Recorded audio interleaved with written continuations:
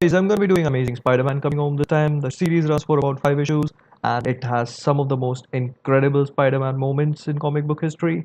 So let's do this.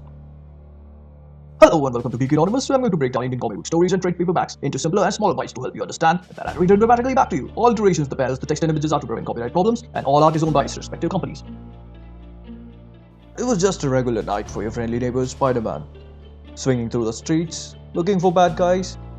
As usual, nothing was going right for him. For past couple of days, MJ had moved out. He had gone back to school, but as a teacher this time. That is when he came upon a group of guys trying to jack a car. He decided to give them a good old Spidey scare. Boo!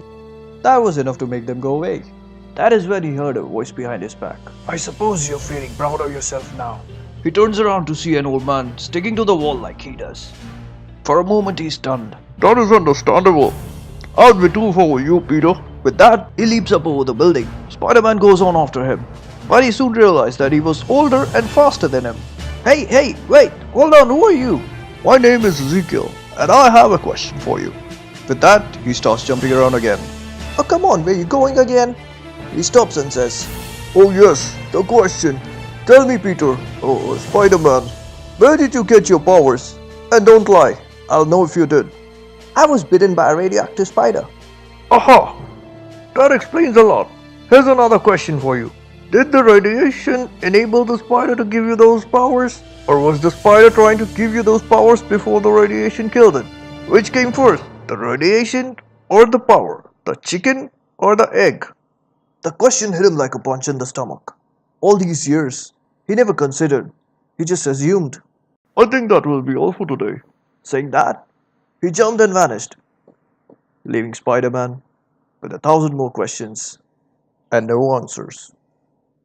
And on the other side of the town, something was about to happen. Something bad. Is it done? Yes, Marlon, it's all been taken care of. We can move now. Good. Don't worry, Dex. We are going to eat and drink. And then we go looking for the spider. A new day, new morning. But Peter's mind was still wondering what Ezekiel had told him.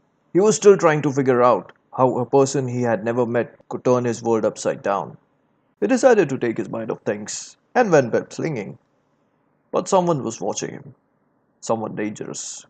Someone that made his spider sense go crazy. So crazy that he had to go hide. Not having any idea what was coming, who was coming. All it told him was to go and hide. After a while, he went back to his new job as a teacher in his old high school, but was called by the principal, who told him that he had a very generous friend who was waiting for him in the office. Hi, P. The generous friend turned out to be Ezekiel, who had made a huge donation for the school.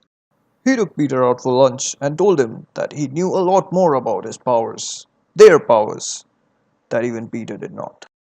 He told Peter that his life was in danger, and he knew a way that could help him survive it.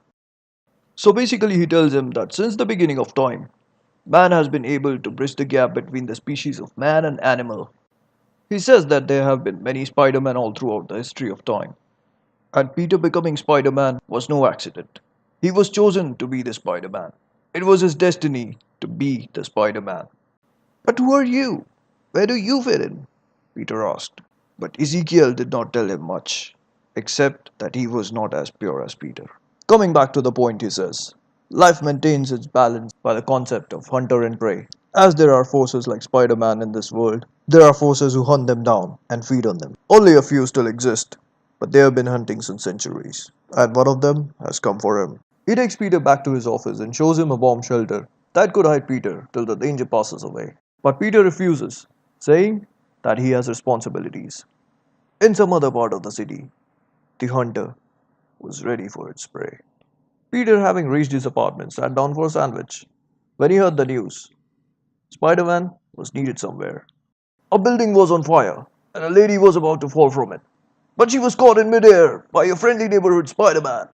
He felt it again, his spider sense going crazy. Go and hide crazy. But before he could do something, bang, someone punched him across the face. And he went crashing into a car, which completely shattered.